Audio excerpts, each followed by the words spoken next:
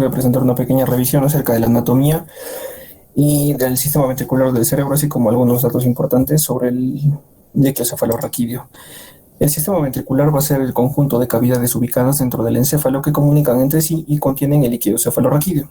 En el sentido cefalocaudal, estas cavidades van a ser los dos ventrículos laterales, el tercer ventrículo, el acueducto de Silvio, el cuarto ventrículo y el conducto del epéndimo. En cuanto a su desarrollo, vamos a ver que, al igual que todo el sistema nervioso central, el sistema ventricular se va a desarrollar a partir de las vesículas cerebrales, que van a ser tres, como vemos, el prosencéfalo, mesencéfalo y romencéfalo. Estas, aparte de dar las distintas estructuras cerebrales que ya conocemos, van a desarrollar también los diferentes ventrículos del sistema ventricular. El telencéfalo va a dar a los dos ventrículos laterales, el diencéfalo va a generar el tercer ventrículo, en el mesencéfalo se va a mantener el acueducto cerebral y el romencéfalo va a contener al cuarto ventrículo, que va a estar justamente rodeado por las estructuras que corresponden al puente y el cerebelo, como ya sabemos. En cuanto a los ventrículos laterales, vamos a empezar hablando de ellos. Son dos cavidades labradas en cada hemisferio cerebral, tapizadas por el revestimiento ependimario que contiene el líquido cefalorraquídeo. Ambas estas estructuras van a tener una forma de C, de concavidad anterior. Estas van a rodear la convexidad del núcleo caudado, y esta relación va a ser muy importante por las imágenes radiológicas en las que tenemos que reconocer, sobre todo la cabeza del núcleo caudado y su relación con los ventrículos laterales. Como observamos, estos son los ventrículos laterales. Como decíamos, tienen una forma de C con una concavidad anterior y se van a componer por un asta anterior, el cuerpo, el trígono, un asta inferior o temporal y un asta posterior occipital, como vamos a ver más adelante. Estas son más vistas desde diferentes ángulos. En cuanto a su asta anterior, va a ser la porción anterior al agujero de Monro, que va a ser el que los va a comunicar entre sí y con el tercer ventrículo. Va a tener una forma, digamos, triangular. Su techo va a ser la cara anterior del cuerpo calloso, la pared interna va a ser el septum pellucidum y su parte lateral va a ser la cabeza del núcleo caudado. Esta va a tener dos partes: la extremidad anterior, que va a ser redondeada a nivel de la rodilla y el pico del cuerpo calloso, y la extremidad posterior limitada por el agujero de Monro que comunica con el cuerpo ventricular. La ausencia o el hecho de que el cuerno anterior no tenga plexo coroideo hace que este sea un sitio apropiado para colocar los tubos de derivación cuando se hace una derivación de líquido cefalorraquídeo en el caso que los pacientes tengan hidrocefalia. Vamos a ver más adelante cuáles son las estructuras del sistema ventricular en las que sí hay plexo coroideo. En cuanto al cuerpo ventricular, vamos a ver que este se extiende desde el agujero de Monro hasta el trígono o atrio. Su techo va a ser el cuerpo calloso y su piso van a ser los plexos coroideos de los ventrículos laterales, así como la cara superior del tálamo y el cuerpo del núcleo caudado. En cuanto al trígono o atrio, va a ser la confluencia de la extremidad o del asta posterior del cuerpo ventricular, la extremidad anterior y la extremidad posterior del asta temporal. Aquí se va a encontrar lo que se conoce como el glomus coroideo, que va a ser un ensanchamiento o agrandamiento del plexo coroideo a este nivel. Va a ser el sitio de crecimiento más temprano en las enfermedades neurodegenerativas, es decir, el atrio o el trígono va a ser lo que más tempranamente se va a empezar a ampliar en las enfermedades neurodegenerativas que generan como sabemos, una pérdida de la estructura normal de las cavidades internas del cerebro. En cuanto al asta inferior o temporal, vamos a ver que esta se extiende del atrio hacia abajo y adelante en el sentido del lóbulo temporal, siguiendo la dirección del lóbulo temporal, y termina 3 centímetros atrás del polo temporal. En cuanto a sus partes, el techo va a ser el suelo del cuerpo ventricular y la cola del núcleo caudado, así como la estrella terminalis. La estrella terminalis va a formar el resto del techo, que es mucho más angosto que el cuerpo. La pared lateral va a estar dada por el forceps mayor, que como sabemos va a ser la continuación de las fibras comisurales del cuerpo calloso hacia la parte posterior. Y el suelo va a ser la fimbria del hipocampo, de la que va a emerger el fornix. Y más adelante va a ser el propio hipocampo el que va a formar el suelo del asta temporal. El resto de la pared lateral va a estar simplemente dado por fibras de sustancia blanca del lóbulo temporal. Como observamos aquí, lo que decíamos, el piso va a estar dado primero por la fimbria del hipocampo y más adelante por el propio hipocampo, así como la parte la pared lateral del asta temporal va a estar dada por el forceps, que va a estar proyectándose hacia la parte posterior como un abanico. Y esta es otra imagen para completar lo que decíamos, ¿no? El tapetum o del forceps va a ser lo que va a generar la pared lateral del asta temporal, del ventrículo lateral. En cuanto al asta posterior o prolongación occipital, vamos a ver que incide en el lóbulo occipital con una dirección posterior, inicialmente lateralmente, pero luego hacia abajo. En cuanto a su cara superior interna, este va a tener dos caras porque es relativamente más aplanado. En la cara superior interna se va a observar una prominencia que va a corresponder a lo que se conoce como el espolón de Morand, que está formado por una proyección de la cisura calcarina que está, como recordemos en las clases anteriores, está a nivel del lóbulo occipital. Y en cuanto a su cara inferior interna, va a haber una elevación menor que es la eminencia colateral. En cuanto a su techo, al igual que con el asta temporal, va a estar dado por el tapetum, que son las continuaciones de las proyecciones del cuerpo calloso, y su borde medial está en contacto con la sustancia blanca del lóbulo occipital. Estas son más imágenes para que más o menos nos ubiquemos en las relaciones que habíamos dicho. Sobre todo, lo importante es recordar que el ventrículo lateral está muy relacionado con la estructura y la forma del núcleo caudado, así como de las fibras de sustancia blanca del cuerpo calloso, que se proyectan hacia atrás como el tapetum, y por abajo la fimbre y el hipocampo. En cuanto al tercer ventrículo, vamos a ver que este va a ser una cavidad ubicada en medio de los ventrículos laterales, como que se comunica con ellos a través del agujero de Monro. Las relaciones principales que va a tener el tercer ventrículo van a ser los tálamos e hipotálamos. Como vemos en la imagen, va a estar atravesado, bueno, no se ve en esta imagen, pero va a estar atravesado por la lámina o la comisura o adición intertalámica.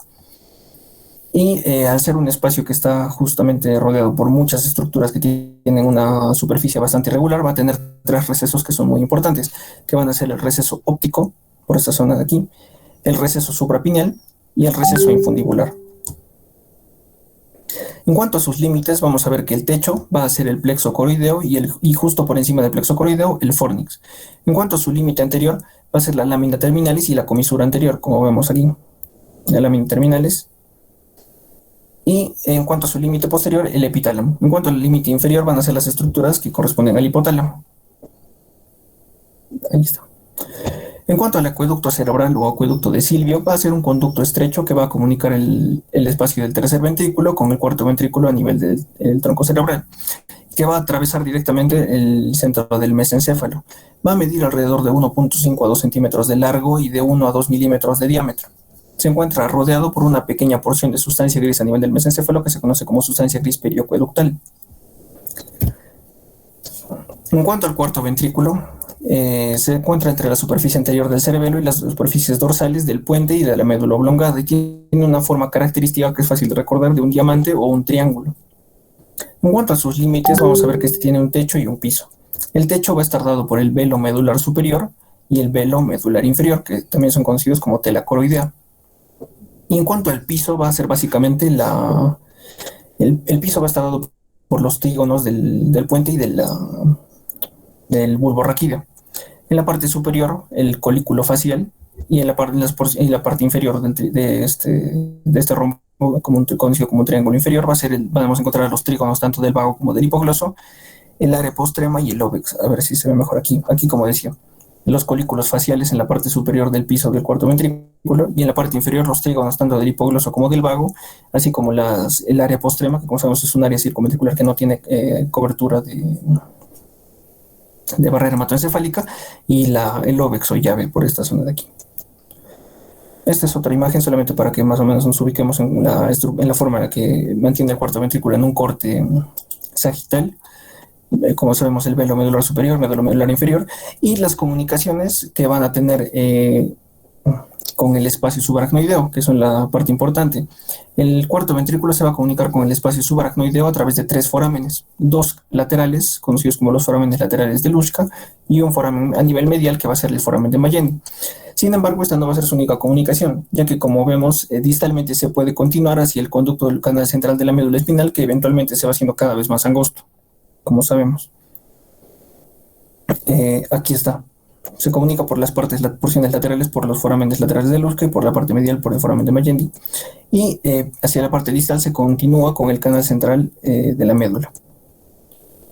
En cuanto a los plexos coroideos, vamos a ver que los ventrículos básicamente están recubiertos por epitelio ependimario. Sin embargo, este epitelio ependimario en algunas zonas se encuentra invaginado y rodeado por un pliegue vascular, pasando a denominarse esta estructura como plexo coroideo. Entonces, ¿en qué regiones hay plexo coroideo?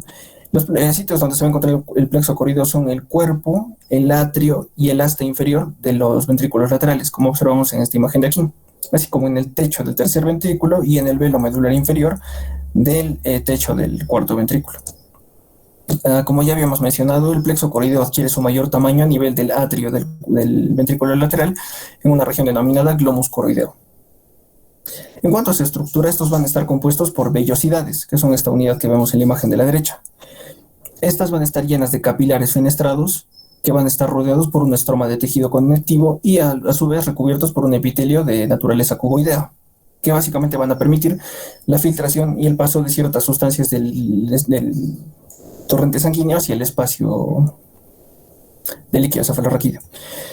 Entonces, hablando más específicamente del líquido cefalorraquídeo, vamos a hablar acerca de su formación.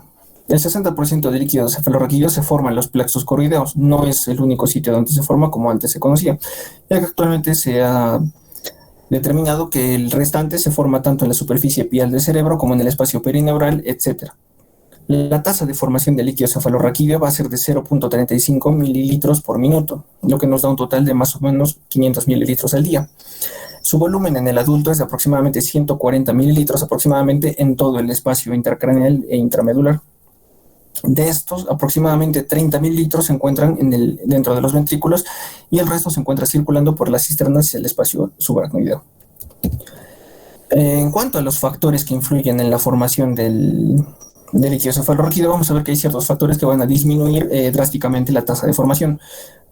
Ciertos factores como la hipotensión, por supuesto, disminuyendo la perfusión sanguínea hacia el cerebro, lo cual, por supuesto, disminuiría la formación del líquido cefalorraquídeo.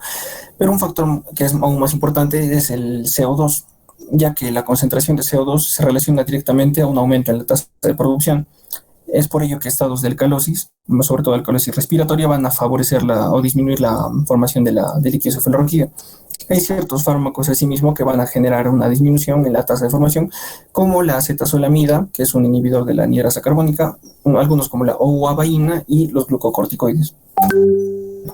En cuanto a su reabsorción, como ya habíamos visto, se forma a nivel de los plexos coroideos, de los ventrículos laterales van a drenar hacia el tercer ventrículo, hacia el cuarto ventrículo y hasta a nivel del espacio subaracnoideo, y hasta se va a reabsorber a nivel del seno sagital superior y las lagunas parasagitales por medio de las granulaciones aracnoideas o granulaciones de Paccioni.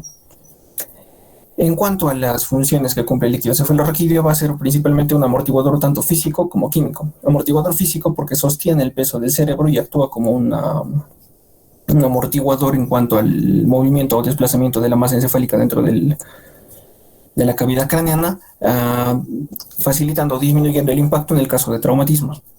Y asimismo un amortiguador químico, ya que provee un ambiente químico muy estable que se mantiene en su estado sin cambios a pesar de que haya cambios notorios en la composición química del plasma. En cuanto a las características químicas del líquido cefalorraquídeo, vamos a ver que su color debe ser transparente, como cristal de roca, que es la denominación que nos suelen decir siempre. Debe tener un pH más o menos neutro de 7.3, una glucosa de 60 aproximadamente. Las proteínas deben ser, como sabemos, de menos de 45. La celularidad, lo ideal sería que no haya células, pero lo normal es entre 0 y 3.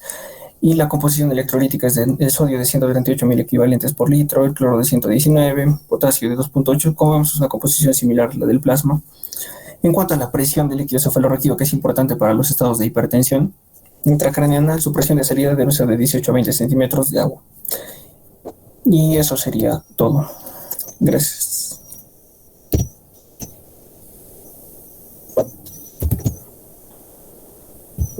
Muy bien, Joaquín. Justamente en lo que es la composición del líquido cefalorraquídeo, tiene que tener en mente los valores normales, puesto que vamos a ver pacientes con ventriculitis, en los cuales a veces colocamos los catéteres, los sistemas de derivación ventriculoperitoneal. Entonces, a veces suele infectarse, hacen ventriculitis, tenemos que retirar todo este sistema de derivación. Bueno, esto vamos a verlo posteriormente. ¿Alguna pregunta para vuestro compañero Joaquín?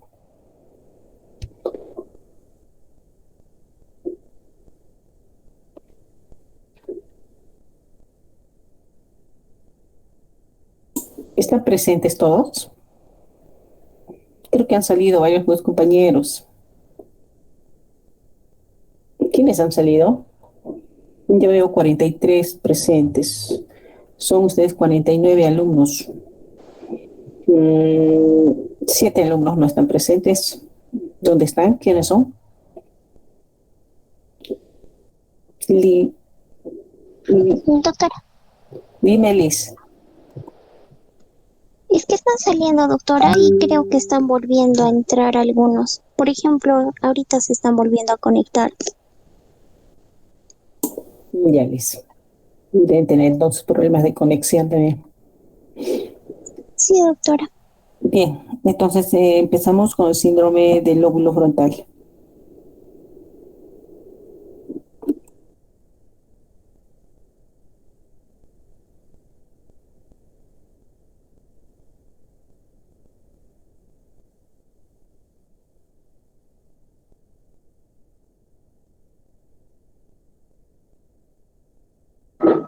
Aló, doctora. Te ¿Aló? escucho. Sí, te escucho. Sí, doctorita, Iván le saluda. Doctor, una consulta, no sabía que tenía que presentar, complementar mi posición. Bueno, en todo caso, doctora, ¿puede ser posible que la próxima clase le pueda presentar, Sí, complementando? sí, sí, Sí, sí, justamente como no has sí, terminado, la idea es que todos tus otros compañeros conozcan. Sí, lo puedes hacer en la siguiente clase. ya, No te sí, preocupes. sí, doctora, porque es más, ya lo tengo el libro también, el Greenberg, lo que usted mandó, y ya, en base a eso lo haré, complementando lo que ya expuse, ¿no? Listo, ya, Ya, ya, doctora, ok, gracias. gracias. Gerald, Doctorita, la verdad es que no he podido terminar la exposición. Estuvimos en semana de exámenes y estoy a la mitad de mi exposición. No sé si lo pueda presentar en la siguiente clase, por ya, favor. la siguiente clase. Ana Gabriela, Presente, doctora. Sí, me ha tocado hacer síndrome del lóbulo parietal. Ahorita lo presento. muy bien. Bien, comparte, por favor.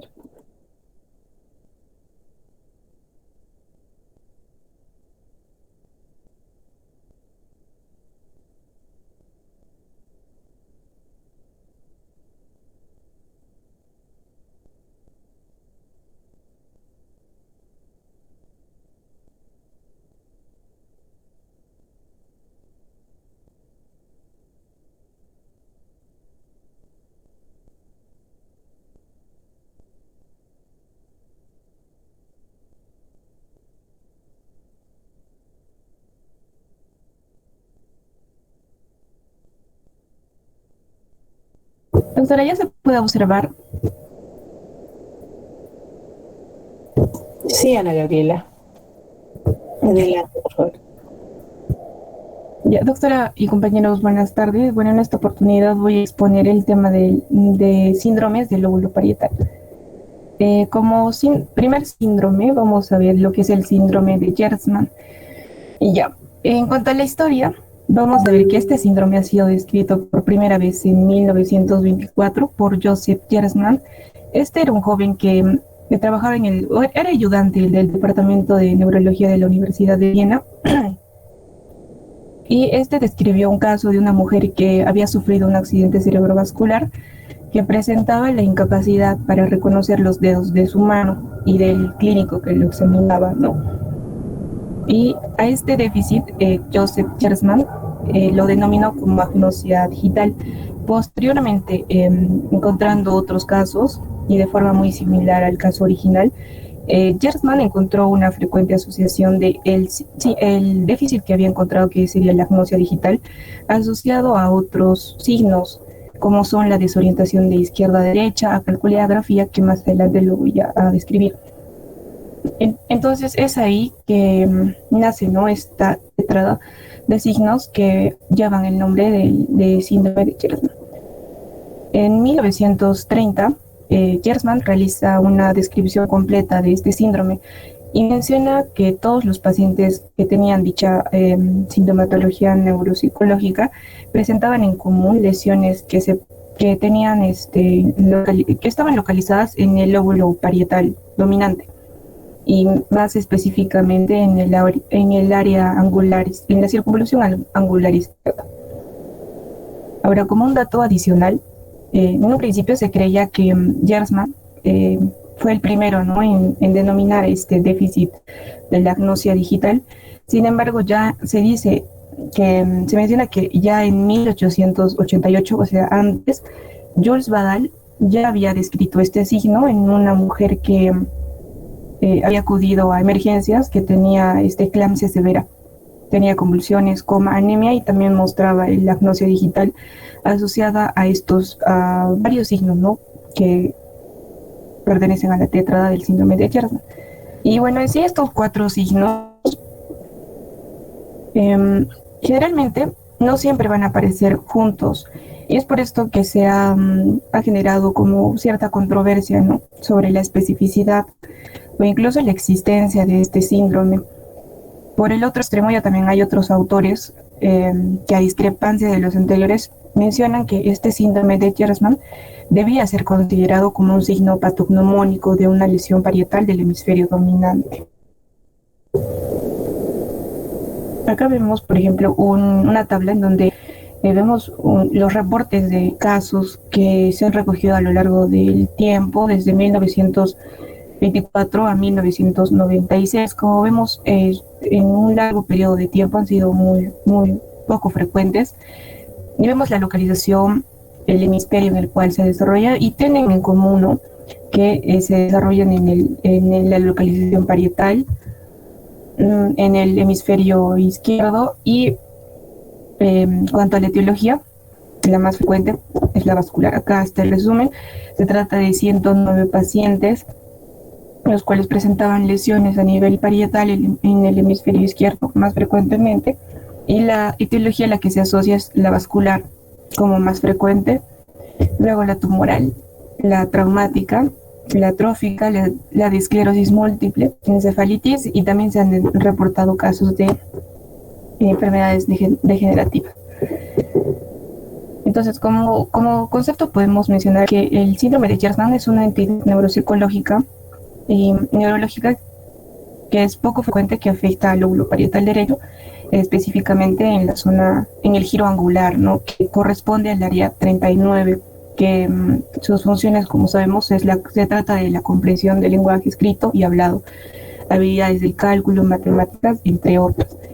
En cuanto a su incidencia, es difícil de estimar, ya que no se cuenta con estudios específicos, pero se menciona, ¿no?, que oscila entre 1 a 10 casos por cada 100 millones a nivel mundial. Y en cuanto a la etiología, la causa más frecuente es la vascular, la que está asociada a infartos o embolismos cerebrales localizados. En sí, cualquier lesión que se produzca en lo que es la lesiones que afecten el territorio de irrigación de la arteria cerebral media. Luego, como segunda causa, está la tumoral, luego los traumatismos y otras, ¿no?, que ya les mencioné. En cuanto a la clínica, está formada por esos 4 signos que les mencioné al inicio.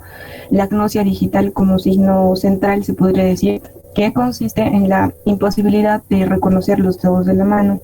La calculia, como la incapacidad para contar o hacer operaciones matemáticas sencillas. La agrafía, como alteraciones en la capacidad de expresar las ideas a través de la escritura. Y la desorientación de izquierda a derecha, es decir, que el paciente tiene dificultad para nombrar o señalar el lado derecho e izquierdo de los objetos, incluyendo las partes, ¿no?, del cuerpo, ya sea del paciente como del examinador. La agnosia digital, esta se va a definir como la falta de habilidad para reconocer, identificar, diferenciar, nombrar, seleccionar y señalar los dedos de forma individual, bien sea de la propia mano del paciente o de otras personas. Este se considera que es un defecto parcial, puesto que el paciente identifica de forma inconsciente los dedos de la mano, pero al momento en el que se le pregunta qué dedo es, no es incapaz de reconocerlo. Ahora, los dedos que están más afectados en lo que es en su reconocimiento son los 3 dedos de la zona media de la mano, el dedo índice, el dedo medio y el dedo anular. Y otra cosa también es que los pacientes no son conscientes de sus errores y por tanto no hacen ningún esfuerzo para corregirlos. En cuanto a si es bilateral o unilateral, frecuentemente es bilateral, pero también se han descrito casos de unilateral. Y que creo que sería lo más importante, que la agnosia digital es consecuencia de una lesión parietal izquierda, muy frecuentemente, y no tanto, muy raro, en una lesión parietal derecha. Ahora, es importante también que al momento de diagnosticar la agnosia digital, el paciente se descarte, mejor dicho, otros déficits como el déficit sensorial o motor primario que pueda distorsionar, ¿no? Este diagnóstico, perdón. Ahora, en esta imagen podemos ver es la resonancia magnética de un paciente masculino de 63 años que tenía como antecedentes patológicos la miocardiopatía dilatada. Este paciente una mañana presenta de forma súbita pérdida de la conciencia. Se le realiza lo que es la resonancia magnética en la secuencia FLAIR y se observa, como vemos, como indican las flechas rojas, una imagen hipodensa en la secuencia FLAIR en la región parietal izquierda compatible con una lesión isquémica.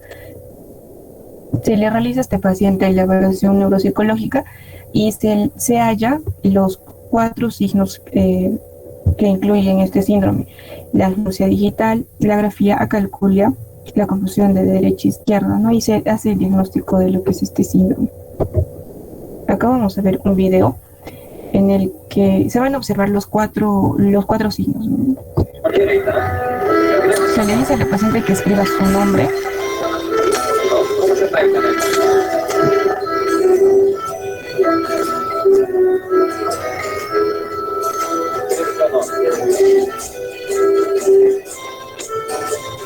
En el momento de hacerlo no se va a entender. Eso sería lo que es la agrafía, ¿no? Luego se le dice que levante la mano izquierda, levanta la derecha, luego y viceversa. Ese sería desorientación de izquierda a derecha. Luego se le dice que no me equivoco. Se le dice que haga una operación matemática simple, como es 100 menos 7. Y la paciente dificulta mucho. Sería la calculia, ¿no? Luego le dice qué dedo es, y dice que está señalando. Y la paciente le responde que es el pulgar derecho. Esa sería la agnosia digital, ¿no? Y el video se va a repetir. Ya, ahora vamos a hablar de lo que es el síndrome de Valint. El síndrome de Valint fue descrito por Rudolf Valint, que era un neurólogo de Budapest. Este publicó en 1909 un artículo donde se exponía el caso de un paciente atípico. Este paciente atípico mencionaba que su visión había cambiado, con el tiempo no podía leer, no podía escribir, no podía dibujar. Fue hospitalizado y se le tuvo en tratamiento durante 4 años y no mejoraba el paciente. Luego siguió hospitalizado hasta que falleció y Rudolf Valint hace un artículo donde informaba la evolución del paciente, ¿no? De este paciente atípico en los últimos 3 años de su hospitalización antes de su muerte. Y es ahí donde describe estos 3 signos vinculados a lesiones parietales, que es la ataxia óptica, la parálisis psíquica de la mirada o apraxia oculomotora y la inatención visual. Ya en Smith en 1916 y Holmes en 1918 fueron los que posteriormente interpretaron este cuadro como un defecto en la orientación visoespacial. El síndrome de Valint se va a dar también por lesiones bilaterales en la unión parieto-occipital y característicamente las zonas que van a estar afectadas van a ser la circunvolución angular, la zona dorsolateral del lóbulo occipital en la que se encuentra el área 19. Esta área 19 nos va a permitir el reconocimiento de objetos, colores, la percepción de letras y la noción de la distancia y el espacio. El precunio también, que pertenece a lo que es el lóbulo parietal superior. En cuanto a las causas las causas etiológicas, primero están los traumatismos, y generalmente o frecuentemente los accidentes por heridas penetrantes de bala que entren, como se ve en la imagen, lateralmente y pasen el plano coronal.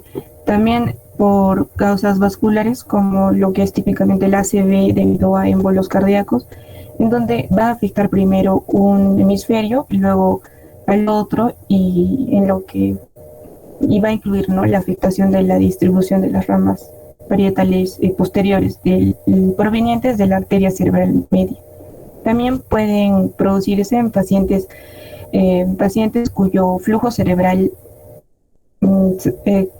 cuyo flujo cerebral sanguíneo disminuya, y asociado a este haya una disminución de la saturación de oxígeno, y esto se da en pacientes que son sometidos a cirugía extracorpórea.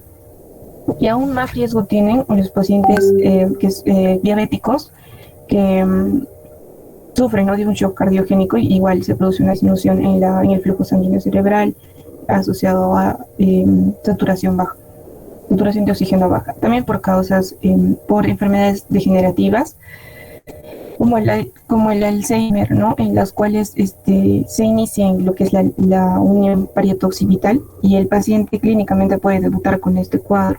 También se ha observado causas tumorales como el glioma en mariposa. Los síntomas es la simultanagnosia.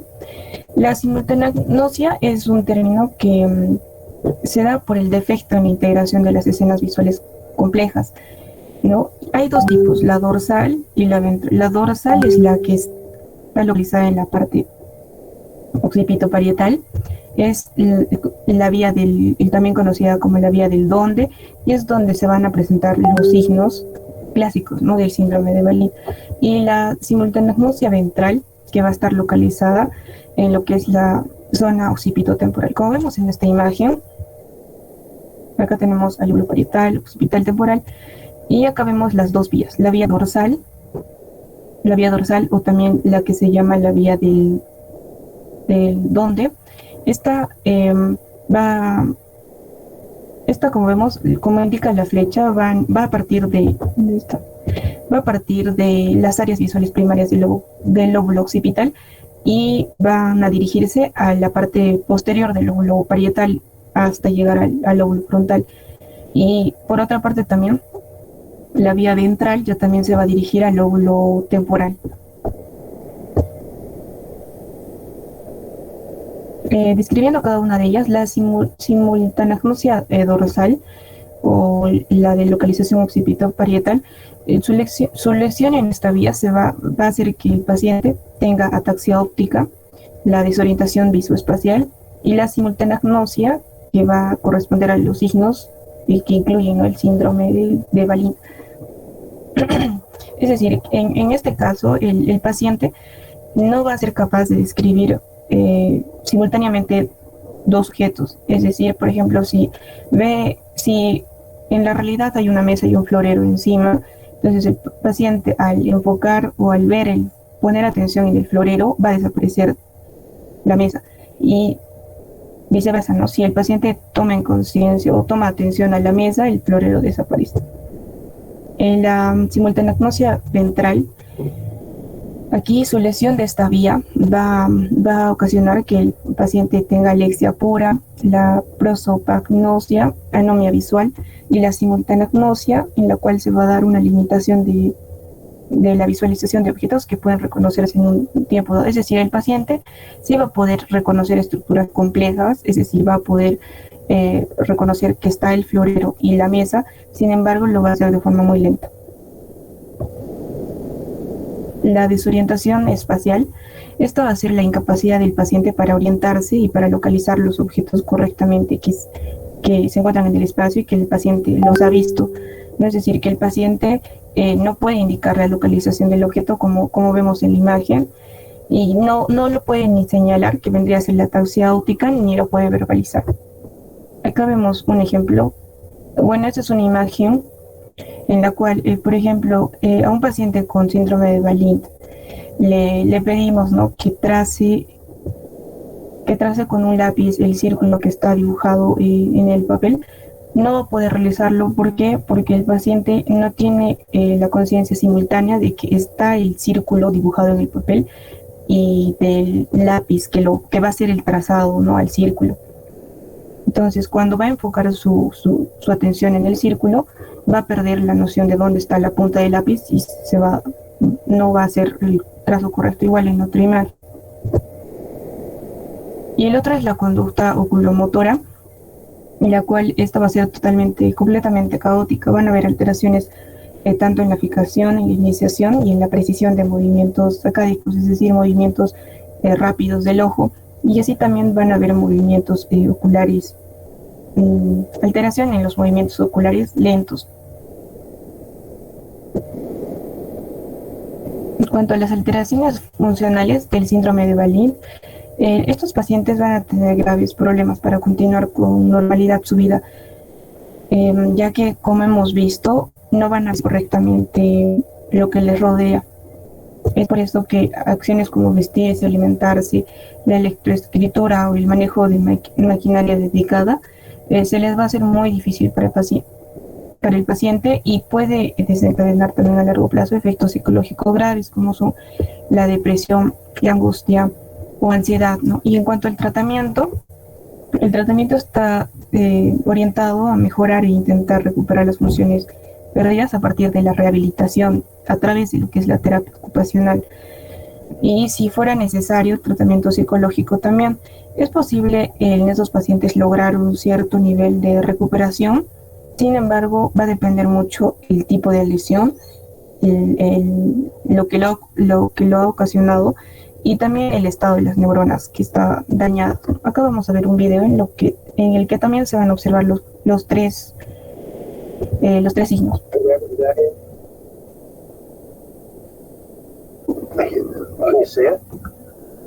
Esa sería la ataxia óptica, en el que el paciente no puede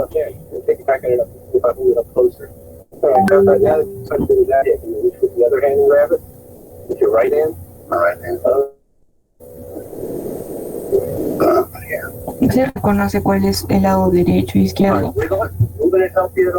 pero no se ubica en el espacio para detectar el otro objeto. No se evidencia el video. Ahora sí. Allá. Ahora sí. Ya. Can you see it? I can see it. I can tell. I got a relation. It seems better with you up there. Take a crack at it if I move it up closer. All right, come back out. Touch with that hand. You put the other hand and grab Los it. pacientes no pueden alcanzar el objeto. All right, hand up. Yeah. All right, wiggle it. Moving it help you at all? Well, it does. The motion's what it's supposed to do. Ahora lo que vamos a ver es la simultanagnosia.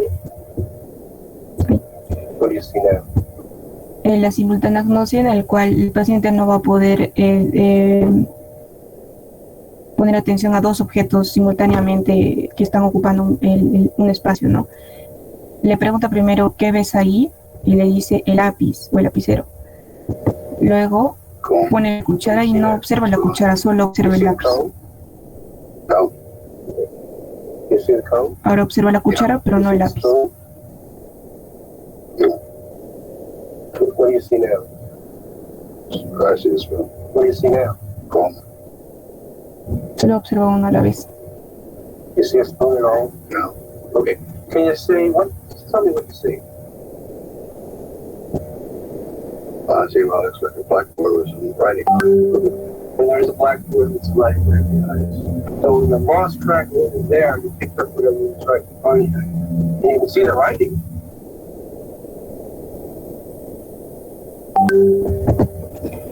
Eso sería todo, doctora.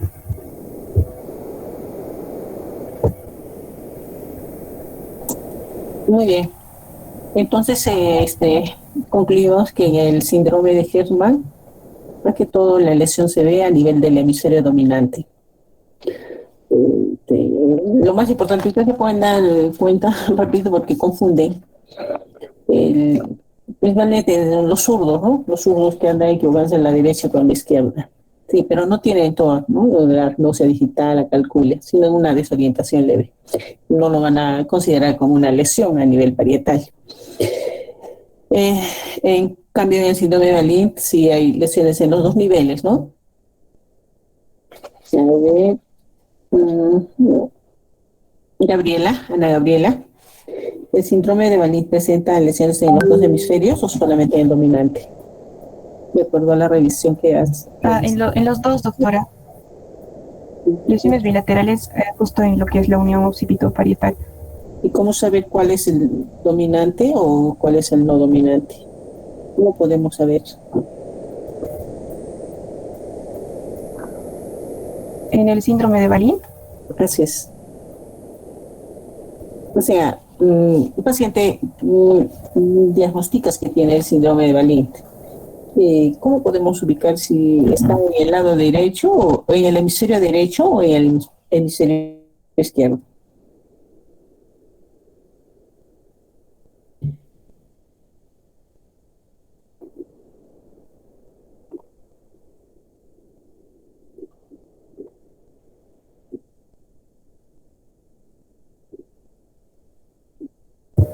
A ver, doctora. Muestra las diapositivas del síndrome de Valin. ¿Le muestro? Sí, por favor. Porque lo has descrito bien ahí. Está bien, solamente que, a ver, vamos a fijarle. Comparte, por favor. Sí se ve, ¿no? Sí.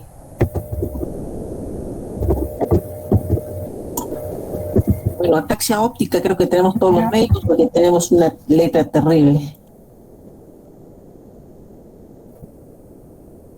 ¿Qué parte es la doctora? Hay una parte donde hablas de lesiones bilaterales. Ahí ya, aquí está. Ya. Lesiones bilaterales de la unión parietal. Ya, o sea, la lesión es en ambos hemisferios parietales. O sea, perdón, en ambas, sí, en ambos lóbulos parietales.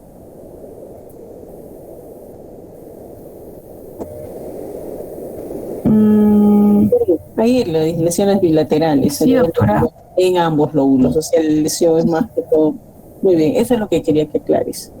Porque hay lesiones a nivel solamente del hemisferio dominante. Ahí ya. Y también del hemisferio no dominante. Lo vamos a acotar aquí, el síndrome sensitivo cortical. ¿Dónde se da más que todo este síndrome sensitivo cortical? Se da en el área donde se encuentra la mano. Recuerdan ustedes que habíamos ubicado el giro postcentral, en el cual el área de la mano dijimos que presentaba 3 rodillas, inclusive se pone la letra omega, ¿no? Que está próximo al área motora. Entonces allí está ubicado el área de la mano.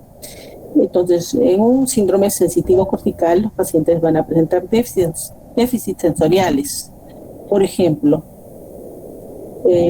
hay pérdida o la presencia de pérdida de la sensación de posición y de la sensación de movimientos pasivos, en el caso del del hemicuerpo contralateral. También vamos a encontrar incapacidad para localizar estímulos, sean táctiles, térmicos y dolorosos. También encontramos asterognosia, ¿no? Que es la incapacidad para determinar el tamaño, la forma de los objetos. Y la agrafestesia, que es la imposibilidad para interpretar los números escritos sobre la mano. Entonces, eso también hay que tomar en cuenta cuando ustedes evalúen al paciente. Muy bien. ¿Alguna pregunta para vuestra compañera? Está quedando todo claro, ¿no? Lesión a nivel, más que todo, lóbulo parietal, es de nivel sensitivo cortical, ¿ya? No olvidar, por favor, cuando hay lesiones, como les estoy mencionando ahorita, ¿no? La presencia de asterognosia, grafestesia, pérdida de la discriminación de 2 puntos, entonces un paciente posiblemente presente una lesión a nivel del hemisferio dominante, principalmente de la mano. ¿Alguna pregunta? No. Entonces está claro. Y continuamos con el síndrome de Foster Kennedy. Doctora, disculpe, ¿me lo podría presentar mi compañera Alejandra? Es que los chicos que le anteceden no lo tienen listo todavía, doctora. ¿Quiénes no tienen listo?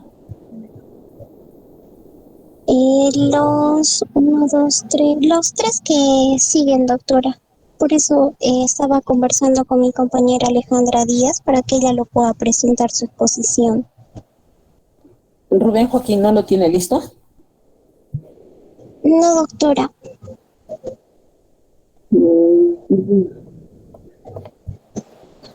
Ya. ¿Quién tiene listo? Alejandra Díaz, doctora. Doctora, bueno. Ya, Alejandra. Doctora, buenas tardes. Ya voy a presentar un minuto, por favor.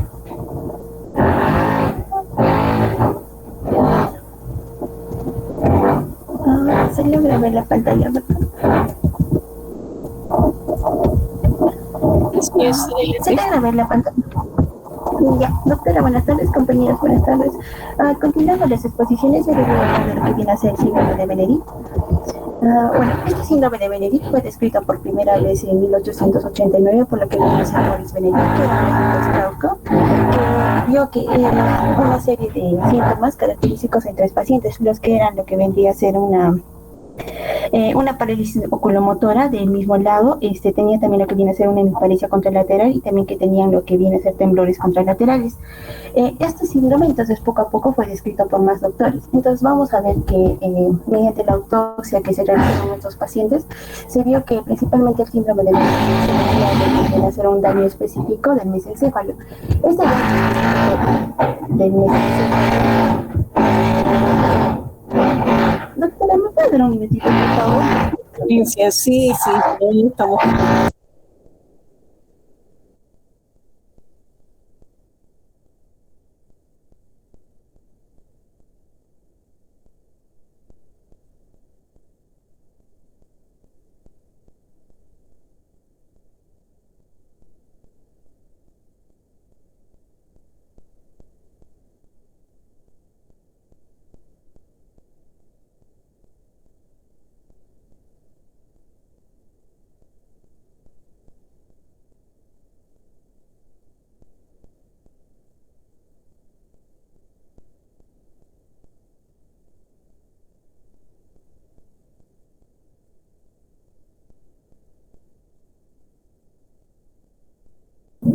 Ya, doctora, disculpe. Ya, como les estaba diciendo, el síndrome de Benedict principalmente se va a deber por un daño específico del mesencéfalo. Este daño específico del mesencéfalo principalmente va a ser en el núcleo rojo, pero este núcleo rojo va a ser de forma ipsilateral. También se va a deber en lo que viene a ser en la sustancia negra y en lo que viene a ser el tercer par craneal, y también lo que vendría a ser el pedúnculo cerebral. Vamos a ver que todo este daño específico del mesencéfalo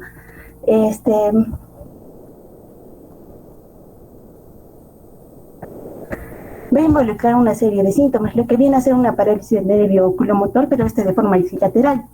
Entonces también vamos a ver que va a estar acompañado de una hemiparesia contralateral y lo que viene a ser una ataxia cerebelosa.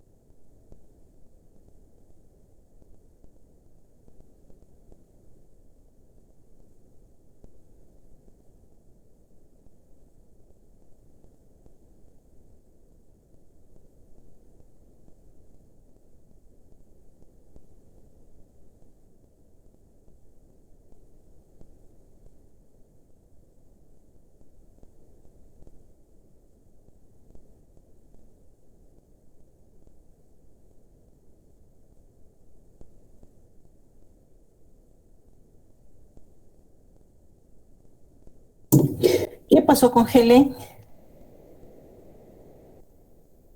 Desapareció de la faz.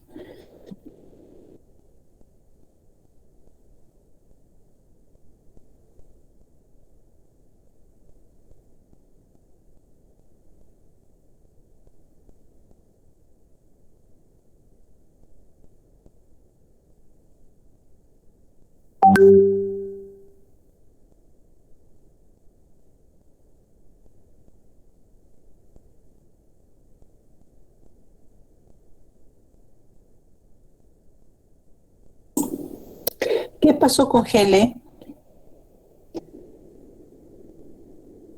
Se le fue, creo, la señal, doctora, pero se va a volver a conectar. Ya, no se espera.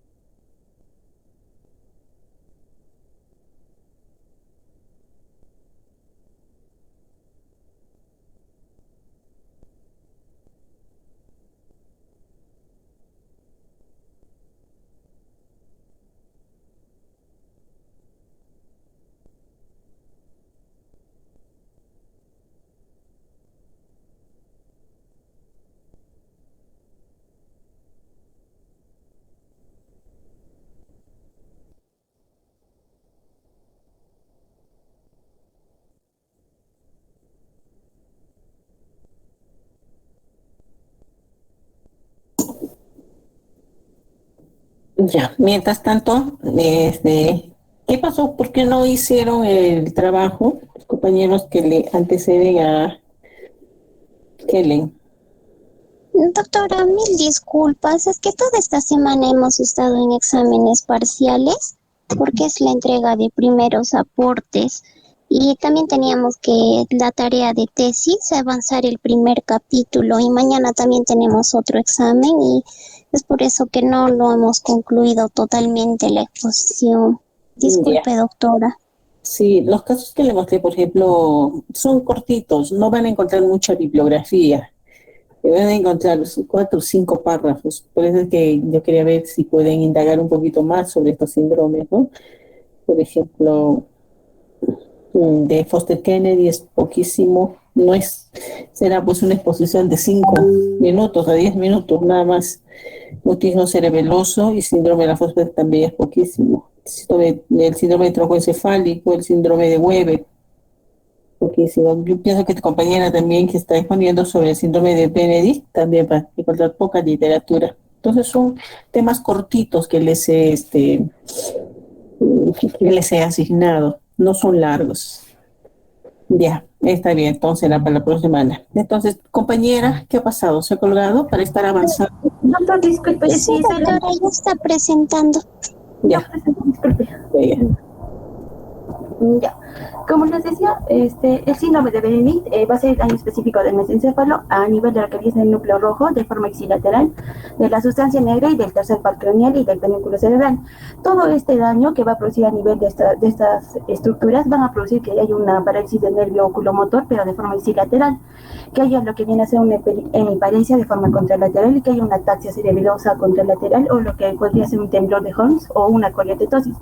Por ejemplo, en esta imagen vamos a ver que hay un daño a nivel de la parte izquierda, va a estar comprometido lo que viene a ser el núcleo rojo, lo que viene a ser el menisco medial, lo que viene a ser también la sustancia negra, en cierta medida también puede llegar a comprometer incluso lo que viene a ser el ax piramidal, pero esto no siempre es específico.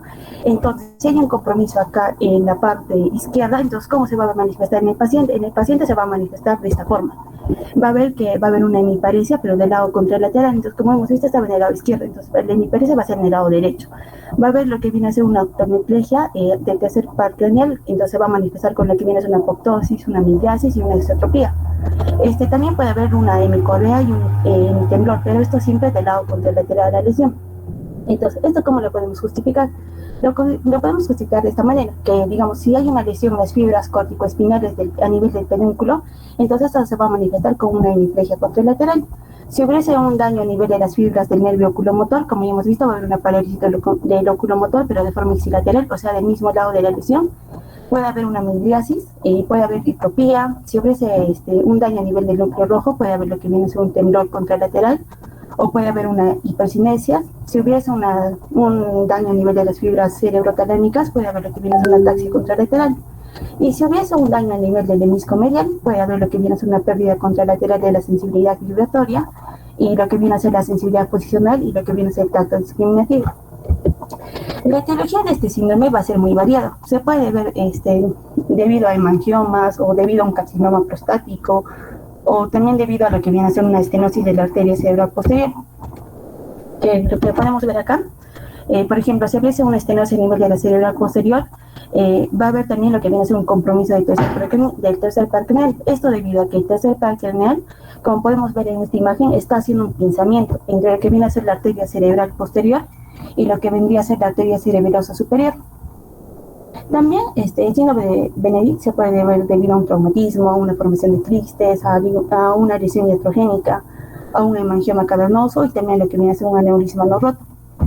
En lo que viene a ser la epidemiología, se ha visto que los casos tanto de mujeres como en varones es lo mismo, porque este síndrome, como la doctora ya me estaba mencionando antes, no es tan común. Entonces, no hay ninguna predilección en ninguno de los sexos, ni tampoco en edad. A nivel de la fisiopatología, vamos a ver que el mesencéfalo, como ya estaban explicando mis compañeros, va a estar entre lo que viene a ser el diencéfalo y también entre lo que viene a ser romboencéfalo. Entonces vamos a tener vamos a poder dividir el mesencéfalo en lo que viene a ser una placa alar y una placa basal. En lo que nos referimos a la placa alar, nos vamos a referir en la zona más dorsal, que va a estar comprendido más que todo por el tectum, y acá vamos a poder mencionar que va a estar los colículos, tanto los colículos superiores como los colículos inferiores. Cuando nos hablamos de los colículos superiores, hablamos más que todo de que va a estar relacionado con la visión, a diferencia de lo que vienen a ser los colículos inferiores, que van a estar relacionados más que todo con la audición. Ambos colículos van a formar lo que viene a ser la lámina cuadrigémina. Pero también vamos a tener lo que viene a ser una placa basal. Esta placa basal va a estar relacionada más que todo con la parte ventral y se va a relacionar con lo que viene a ser el tegmentum. Entonces, también podemos tener otra división que va a ser la forma transversal y la forma longitudinal. Entonces, en la forma transversal vamos a tener el tegmentum y el tectum. Como ya hemos visto, el tectum era la parte dorsal y el tegmentum viene a ser la parte ventral.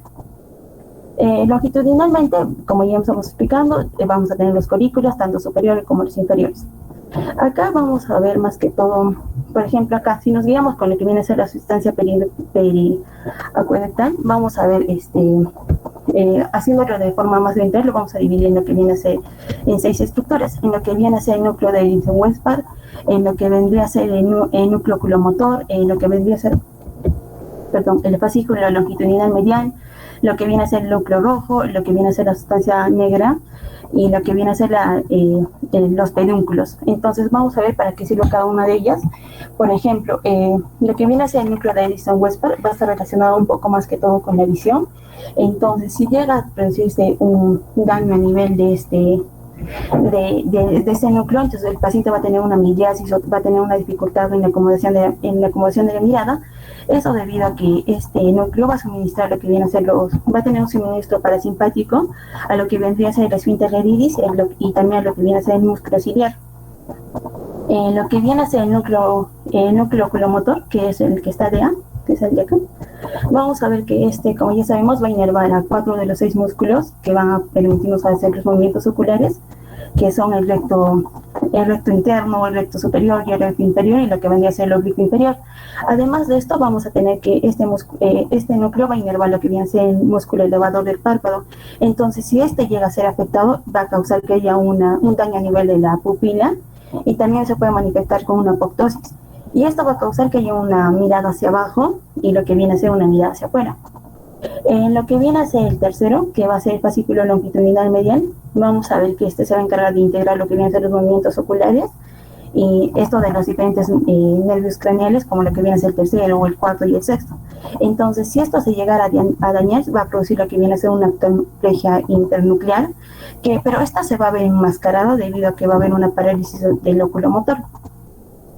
En lo que vendría a ser la sustancia, el núcleo rojo, que va a tener este color por la gran cantidad de hierro y también porque tiene una gran vascularización. Entonces vamos a ver que se va a encargar principalmente de coordinar los movimientos, ya que va a recibir información a nivel del tracto dentro talámico, de lo que viene a ser el cerebelo y también de la corteza cerebral. Entonces esto antes de que se llegue a decusarse en la forma posterior, para formar lo que vendría a ser el tracto rubroespinal. Entonces, si se llega a dañar esto, va a producir un daño a nivel contralateral del cuerpo, entonces no va a haber una facilidad para realizar los movimientos coordinados. En lo que viene a ser la sustancia negra, que lo vamos a ver en la sustancia negra, que vamos a tener las neuronas dopaminérgicas, y va a tener un alto contenido de melamina. Entonces esta se va a encargar de lo que tiene que ser más que todo de regular los movimientos, esto gracias a su vía negrostial. Entonces si esta llegase a afectarse, vamos a ver que puede haber los síntomas similares al Parkinson, que va a ser un temblor de reposo, va a haber lo que viene a ser una inestabilidad postural, va a tener lo que viene a ser una dificultad para iniciar la marcha, entre otros. Entonces también a nivel del sexto, lo que viene a ser los pedúnculos, acá vamos a ver que estos pedúnculos van a contener lo que vendría a ser las principales vías motoras, que van a ser descendentes. Acá vamos a ver que puede incluir el tacto córtico espinal del cerebro, y esto se va a encargar de coordinar los movimientos, de realizar los movimientos voluntarios, y estos se van a decusar, estas vías se van a decusar a nivel del bulbo raquídeo. Entonces, si estas llegaran a afectarse, van a producir lo que viene a ser una debilidad de músculo contralateral, y esto va a producir que también hay un aumento del tono y que hay una hiperreflexia. Bueno, y también si se llegase a afectar lo que vendría a ser el hemisco medial, entonces esto nos va a producir que haya una hemianestesia, que se va a manifestar esto a nivel de la parte contralateral. Ay, Dios, se ha colgado. No. Bueno, a nivel de lo que viene a ser el diagnóstico, vamos a ver que en el diagnóstico principalmente nos vamos a basar en lo que viene a ser la historia y el examen físico. En la historia vamos a principalmente determinar los síntomas principales, vamos a ver la evolución de estos síntomas. También tenemos que preguntar el estilo de vida del paciente, tenemos que preguntarle su historial médico anterior, lo que viene a ser una historia familiar y lo que viene a ser si consume o no medicamentos, y también desarrollar lo que viene a ser un examen neurológico detallado. Entre estos debemos evaluar lo que viene a ser el signo de Babinski para ver si hay una afectación de la vía piramidal. Vamos a ver si el paciente también presenta los movimientos involuntarios, que van a ser de forma espontánea y principalmente van a ser el tipo coriotetóxico. Vamos a ver si el paciente presenta o no una hipertonía contralateral, y si hay lo que viene a ser la parálisis del nervio oculomotor, que va a ser de la forma ipsilateral, como ya hemos visto anteriormente. En lo que viene a ser la evaluación o para hacer el diagnóstico y de los exámenes auxiliares, vamos a evaluar los síntomas. Si estos síntomas aparecen de forma aguda, lo más recomendable es que nosotros pidamos una tomografía, ya que acá podemos estar nosotros sospechando de un ACV, entonces eso tenemos que descargarlo mediante lo que viene a ser una tomografía. Pero si, digamos, los síntomas aparecieran de forma insidiosa o poco a poco, entonces lo más recomendable es que nosotros pidamos una resonancia magnética, y esta debe ser con contraste. Por ejemplo, esta resonancia magnética es de un niño de 12 años que presentó un trauma cerebral, que este trauma fue secundario a un accidente. Entonces él se le pidió lo que viene a ser la resonancia magnética del cráneo, donde se vio lo que viene a ser una contusión hemorrágica de aproximadamente de 1 por 1.2, en la que viene a ser la porción ventral del tegmento mesencefálico, que va a estar a nivel derecho. Entonces va a abarcar lo que viene a ser acá, como vemos en la imagen de acá, va a abarcar el núcleo rojo, va a abarcar las fibras del nervio oculomotor, va a abarcar también la sustancia negra. Entonces vamos a ver que la parálisis del nervio oculomotor, entonces si está en forma derecha, también va a ser de forma derecha. En cambio, los movimientos, la hemiplegia, la hemiparesia van a estar al lado contrario, entonces van a estar en la parte izquierda. En esta tomografía, por ejemplo, en la porción A, vamos a ver que va a haber una hemorragia local en lo que es el tegmento mesencefálico derecho, que va a corresponder más que todo a una lesión de hiperintensa en lo que viene a ser un LAT2, y va a tener un patrón de restricción secundaria a las evidencias de la misma. Vamos a ver en la figura B que esta va a manifestar más que todo una lesión mesencefálica.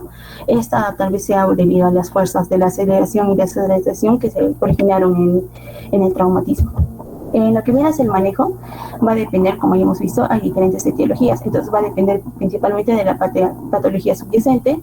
Por ejemplo, en el caso de que el paciente tenga un cavernoma mesencefálico, lo más recomendable es que nosotros hagamos una incisión quirúrgica. Si el paciente tuviese un aneurisma de la arteria cerebelosa, entonces lo más recomendable es que tengamos un clipaje aneurismático, y si tuviese, digamos, un temblor de Holmes, que va a ser presentado de forma insidiosa, lo más recomendable es que nosotros hagamos una estimulación cerebral profunda. En todos estos casos, lo más aconsejable es que el paciente tenga una neurorehabilitación, ya que todos los síntomas que hemos visto pueden perjudicar de gran medida lo que vienen a ser los estilos de vida del paciente, entonces van a perjudicar que este paciente desarrolle sus actividades cotidianas. Entonces, por eso se les aconseja hacer una neurorehabilitación. En lo que viene a ser los diagnósticos diferenciales, vamos a tener que va a haber múltiples diagnósticos diferenciales, como lo que viene a ser el síndrome de Weber y el síndrome de Claude, estos dos principalmente, y también podemos mencionar lo que viene a ser el síndrome de Naegeli. Principalmente el síndrome de Weber va a ser que el paciente va a tener una parálisis oculomotora de forma ixilolateral, también puede tener una hemiparesia de forma contralateral, igual que el síndrome que estamos estudiando. También vamos a ver que esta, debido a que va a involucrar lo que viene a ser los pedículos cerebrales y también va a involucrar lo que viene a ser los fascículos motores. Entonces, por ejemplo, vemos en este caso de la niña, vamos a tener que la hemiparesia, va a ver que la lesión está a nivel del lado derecho, entonces va a haber una parálisis del tercer par craneal del lado derecho, y lo que viene a ser la hemiplegia se va a manifestar en el lado izquierdo. En lo que vendría a ser el síndrome de Claude, vamos a ver que más que todo va a tener una parálisis oculomotora, va a tener también lo que viene a ser una ataxia contralateral. Esto se va a manifestar mediante movimientos anormales que van a ser contralaterales. También puede tener lo que viene a ser una correa, un temblor o un balismo. Esto más que todo en el síndrome de Claude va a ser debido a que va a haber una afectación del tracto dentro rubrotalámico y también de lo que vienen a ser los fascículos oculomotores. Finalmente, lo que viene a ser el síndrome de Nordhalmer, principalmente va a ser debido a que va a haber una parálisis, se va a manifestar, en una parálisis oculomotora, y también lo que viene a ser una ataxia de las extremidades de forma ixilolateral. Esto debido también, como ya hemos visto, como podemos ver en esta imagen, debido a que va a haber una afectación del pedúnculo cerebroso superior y también de lo que viene a ser el techo del mesencéfalo, como lo que podemos ver en la imagen de acá, en la imagen inferior. Bueno, eso sería todo. Gracias. Muy bien, chicos. Pregunta de examen, ¿ya? Síndrome de Benedict, lesión en el mesencéfalo. ¿Qué nivel? En el tegmento mesencefálico. En cuanto a los síntomas, ¿no? Por ejemplo, en el síndrome de Weber hay una parálisis del tercer par craneal, similar al síndrome de Benedict. Hay hemiparesia contralateral, similar al síndrome de Benedict. ¿Cuál es la diferencia? Es que en el síndrome de Benedict, en el en el hemicuerpo contralateral va a existir esa hemiparesia, pero a nivel del brazo va a presentar hipercinesia, ataxia y temblor grueso de intención. Esa es la diferencia. Estos síndromes van a entrar en vuestro examen, por favor. Más que todo la ubicación, ¿no? De esa manera ustedes pueden diferenciar. Hay similitud en algunos. ¿Alguien más tiene listo su exposición? Yo, doctora. Karen Guillén. Le presento. Ya. Muy bien, Helen. Muy bien por su exposición. Empieza, Karen. Así que se encierra en una furgoneta, se ensucia todo y para parecer algo así como... Se puede ver, ¿verdad? Tan estúpido decimos todo, pero es efectivo porque el blog... ¿Sí se ve? Sí se ve. Doctora, compañeros, tengo una bonita tarde. Vamos a continuar con los síndromes y esta vez vamos a hablar del síndrome de Colet-Sicard. Para comenzar, creo que se nos va a hacer un poco más sencillo recordar el síndrome si es que nosotros lo abordamos desde un caso clínico. Y en este caso vamos a tener que se presenta a consulta una mujer de 81 años con antecedentes de hipertensión arterial bien controlada y neurinoma del acústico en conducto auditivo interno derecho. El tiempo de enfermedad va a llegar a consulta, pero no por el antecedente, sino por otro tipo de síntomas. El tiempo de enfermedad va a ser de 1 año y va a llegar principalmente por hipoageusia, añadiéndose a los 6 meses de forma gradual disfagia a sólidos y a líquidos, disminución del tono de voz y debilidad del hombro izquierdo, empeorando de forma lenta y progresiva.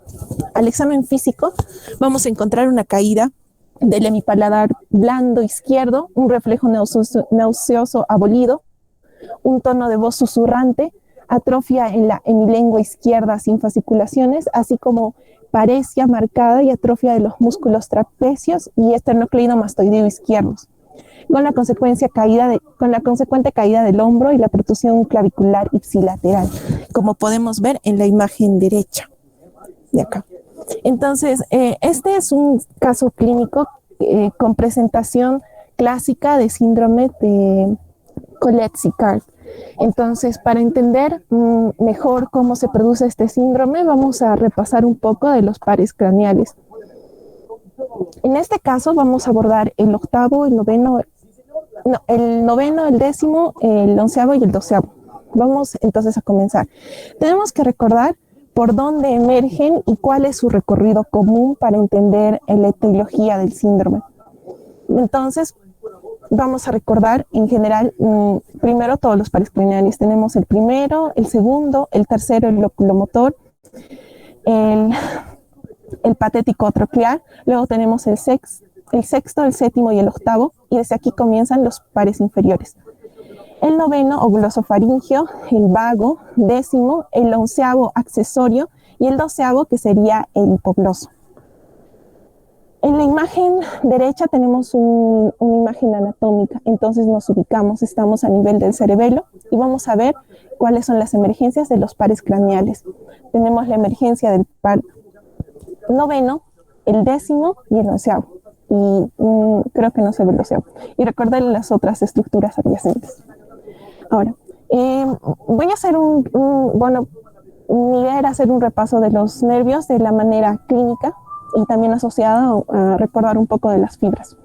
Entonces vamos a comenzar con el que es el noveno, el glosofaringio. El nervio glosofaringio tiene fibras que van a ser principalmente de dos tipos, aferentes y eferentes. Aferentes que van a llegar y eferentes que van a salir. Dentro de las aferentes vamos a tener primero la somática general, que va a dar sensibilidad al tercio posterior de la lengua, a la mucosa de la faringe, amígdala y tuba auditiva.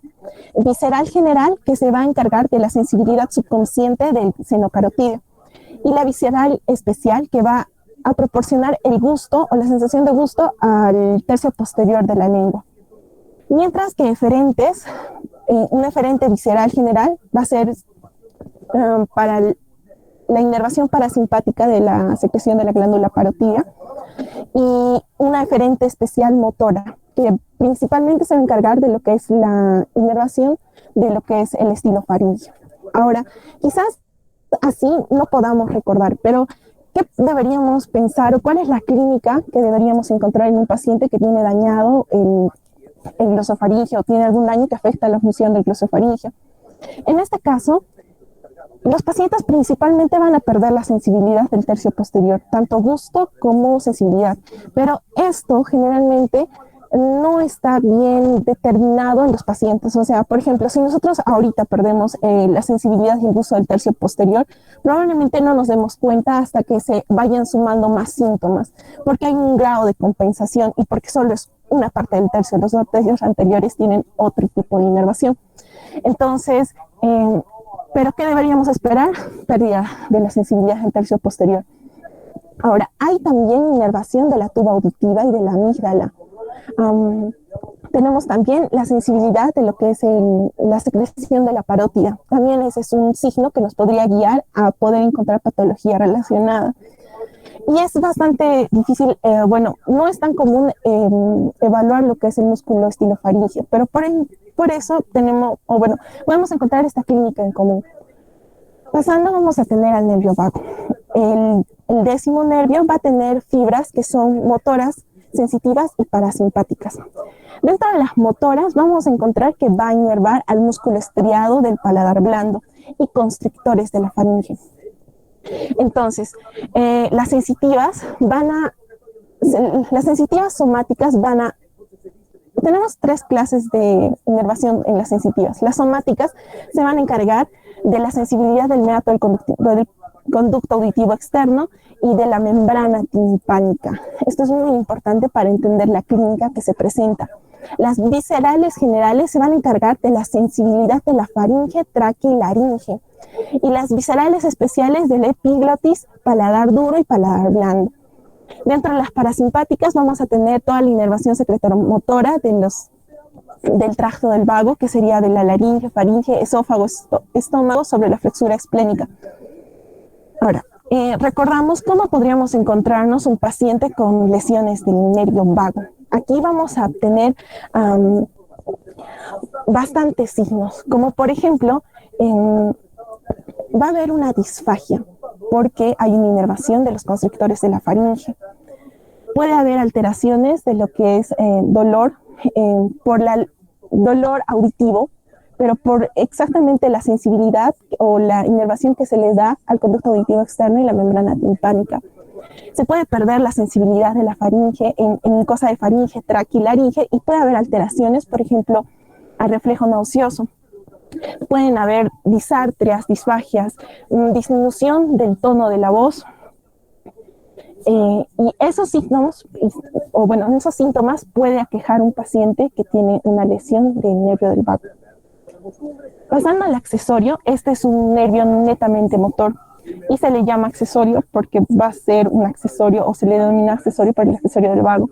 Tiene dos tipos de orígenes, uno es espinal y el otro es vulvar.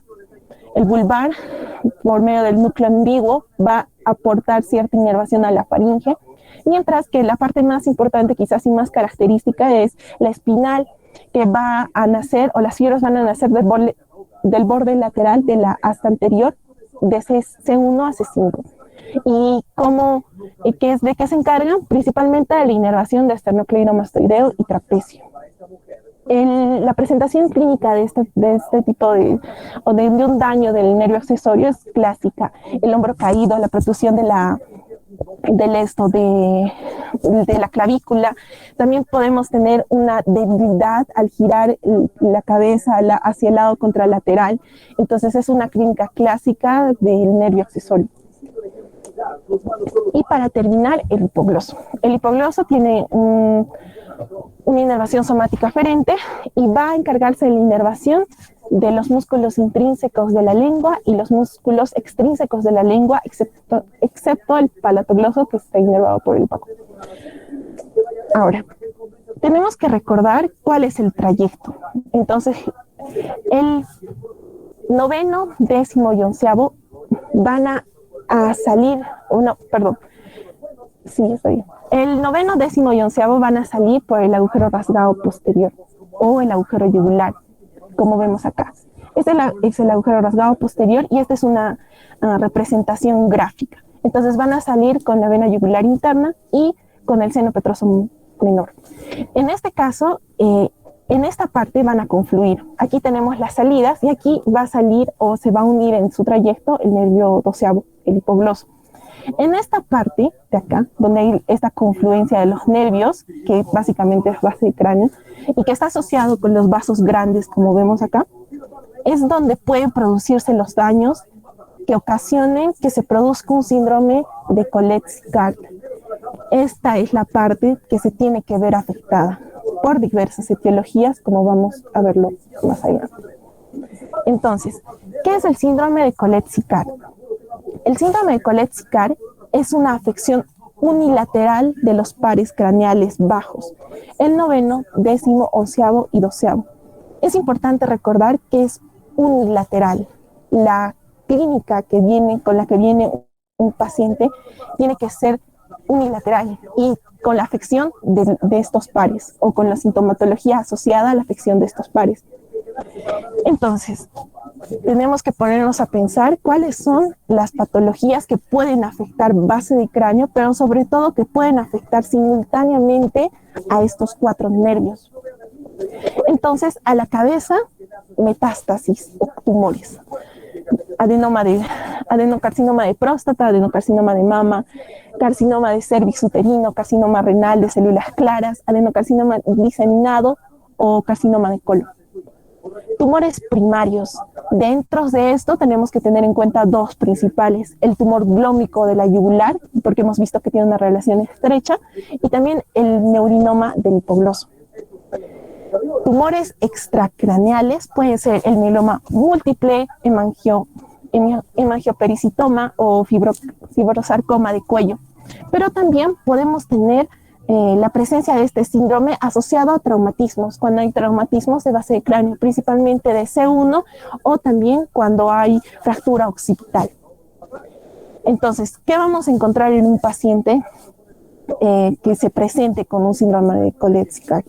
Primero, como hemos visto el caso clínico anterior, pero tenemos que pensar en las afecciones principales o los síntomas principales que nos puede causar la afección de cada uno de estos nervios. En este caso, podemos ver, por ejemplo, si hay afección del hipogloso, va a haber una atrofia de los músculos intrínsecos del lado afectado. Entonces hay una desviación de la lengua hacia el lado contralateral. Si hay una afección del accesorio, vamos a ver esta caída clásica de hombro, una protusión de la clavícula, y al examen físico nosotros vamos a encontrar debilidad cuando se haga, por ejemplo, el movimiento contralateral de la cabeza. Entonces, el diagnóstico de esta enfermedad se hace mediante resonancia magnética y el tratamiento es en base a la causa subyacente. Por ejemplo, se va a tener que evaluar si es que es un tumor y si el tumor es resecable o no, si es que hay afección de más estructuras, si es que es de traumatismos, cuál es el manejo que se le puede dar, es multidisciplinario. Entonces, para solucionar el caso, la paciente va a tener todos los síntomas que mencionamos, va a tener atrofia de lo que es el lado izquierdo de la lengua, con una desviación, va a tener el hombro caído izquierdo también, y se le va a hacer una resonancia, y en la resonancia se va a encontrar una lesión de 2.5 por 25, no, de 2.5 por 2 centímetros, y lo que se va a descartar es la causa tumoral. En este caso han hecho dos, un tumor glómico versus un neurinoma del hipogloso, pero por el antecedente que tenía, era más probable un neurinoma del hipogloso. Y el tratamiento que se le ha seguido a esta paciente es una radiocirugía estereotóxica, que es básicamente hacer una cirugía apoyada a radioterapia para ver la disminución. Y no ha habido disminución de la clínica. La clínica ha continuado hasta lo que menciona el caso clínico. Eso sería todo. Ya. Radiocirugía estereotáctica. Perdón, doctora. Ok, muy bien. Muy bien. También acá, generalmente nosotros hemos visto un caso, un síndrome de Colet-Sicard, paciente con una fractura a nivel de C1, la famosa fractura. ¿Cómo se llama esta fracturita de C1? Fractura de Jefferson. ¿Ya? Muy bien. Después estamos concluyendo. ¿Alguien más tiene listo su presentación para hoy?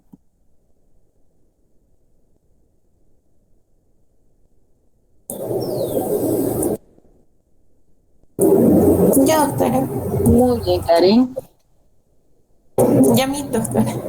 No, Karen también, ha hecho muy bien, sus exposiciones están muy buenas. Gracias. Ya, Yamit.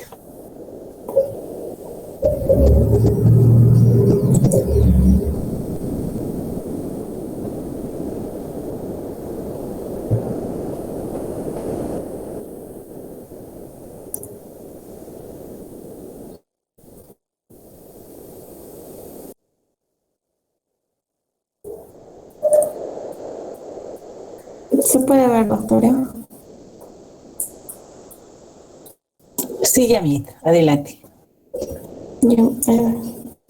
Doctora, buenas tardes, compañeras, buenas tardes. El tema que hoy día les voy a hablar es sobre el síndrome de Huggins-Jackson. Este síndrome fue descrito por primera vez por Huggins-Jackson en 1864 y fue denominado también como un síndrome yugular, que se encuentra dentro de los síndromes vulvares, o también que es una lesión dentro de la fosa posterior. También mencionan que es el síndrome más antiguo y que es una condición muy rara. En su etiología probable, vendrán a ser lesiones en las bases del cráneo. Estas lesiones pueden ser neoplásicas o no neoplásicas, que se van a encontrar en el agujero yugular.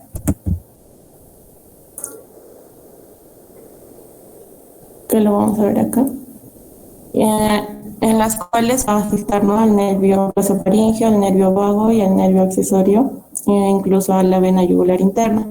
También mencionan que se podría extender afectando también al conducto del hipogloso, en el cual está el nervio del hipogloso, ¿no? La causa principal vendría a ser un tumor benigno o maligno. Se han encontrado casos como el meningioma, que es un tumor extraaxial, el más común en las meninges, un 20%, que tuvo síntomas similares a este síndrome. Entre otros, podrían ser los paragangliomas o los schwannomas. En cuanto a las manifestaciones, más que todo se va a destacar por la parálisis unilateral del paladar blando, laringe, esternocleidomastoideo, trapecio y de la lengua. Aquí vamos a ver una disfunción de los nervios craneales que van a ser originados en los síndromes del agujero yugular. En cuanto al síndrome de Jackson, que va a lesionar más que todo el décimo nervio, el onceavo y el doceavo. El décimo con una parálisis de las cuerdas vocales y del paladar, en la cual va a haber una anestesia de faringe y laringe. En el del onceavo, que va a ser el trapecio, que se va a encontrar débil, y del esternocleidomastoideo, y del doceavo, que es la parálisis y atrofia de la lengua. Otros autores también describen como una parálisis glosopalatofaringea homolateral con hemiplegia cruciata, es decir, con el miembro superior homolateral y el miembro inferior cruzado. En la imagen se ve cómo está afectando a esos tres nervios, ¿no? Al décimo, al onceavo y al doceavo. Otros también mencionan que la parálisis de la hemilengua homolateral con hemiplegia cruzada. En cuanto a la historia, se dice que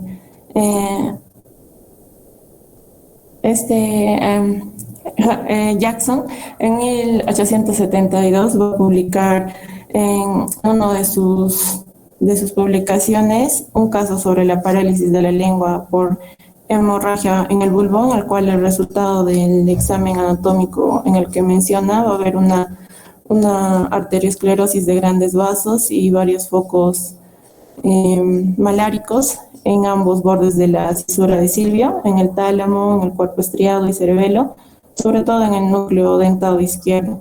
También existían igualmente pequeños focos congestivos en el núcleo del vago, en la oliva izquierda, en la pirámide derecha.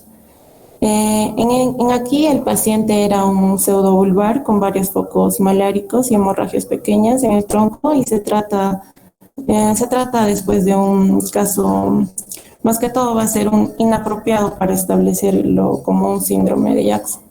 En 1886 vuelve Jackson a publicar un artículo sobre la parálisis y atrofia de la hemilengua derecha con parálisis del hemivelo derecho y cuerda vocal derecha, en la cual se trata igualmente de un caso complejo debido a la sífilis de evolución lenta y progresiva, que había parálisis y atrofia de la lengua.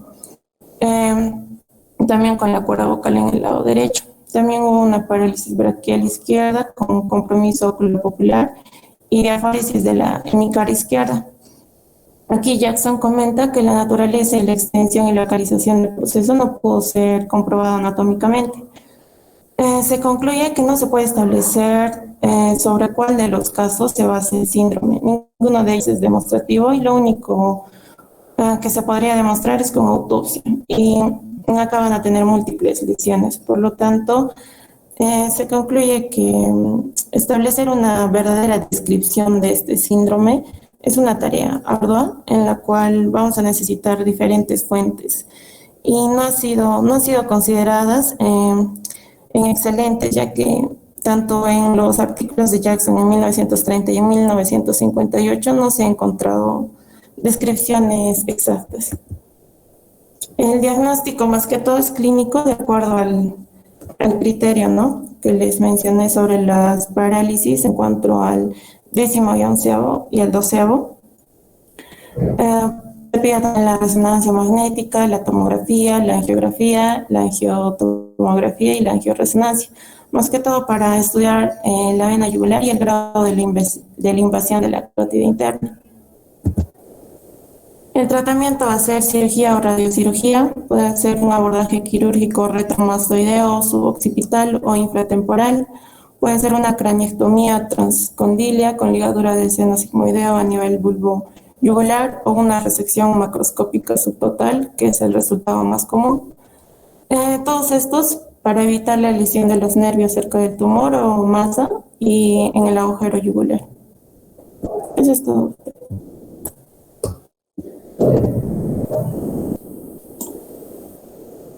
Muy bien. Si has encontrado todos los síndromes, me muestra tu imagen, por favor. Has encontrado la de Villarreal, la de Tapia, la de Jackson, o sea, ya prácticamente todas las discusiones de tus compañeros. Muéstrales la bibliografía de tus compañeros. En un libro, pero hablaba muy poco sobre Jackson, casi como usted mencionó, dos líneas. Sí, no, es exacto, por eso es que la exposición tenía que ser así, cortita, está muy bien. Bueno, pues apoyas a tus compañeros que imagino no han podido encontrar. Muéstranos tu bibliografía, por favor.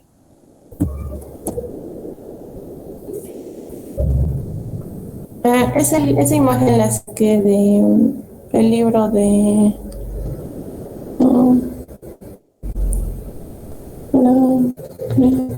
del Greenberg. Muy bien. Del Greenberg, de la edición octava.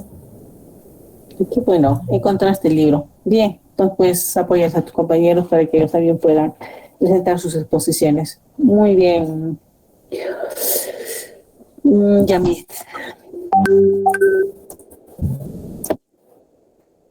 Entonces, como ustedes han podido apreciar, ¿no? O están apreciando lesiones a nivel del bulbo, lesiones a nivel del mesencéfalo. Estamos estudiando más que todo la parte de troncos. Y bueno, chicos, entonces acá nos quedamos. Nos vemos el viernes. Tendrán 10 minutos más para poder estudiar. Me dijeron que tienen examen mañana, ¿no? Ya, chicos, que tengan un buen fin de semana. Cuídense. Chao, chicos. Gracias, doctora. Gracias, doctora. Fin de semana. Ya, un buen fin de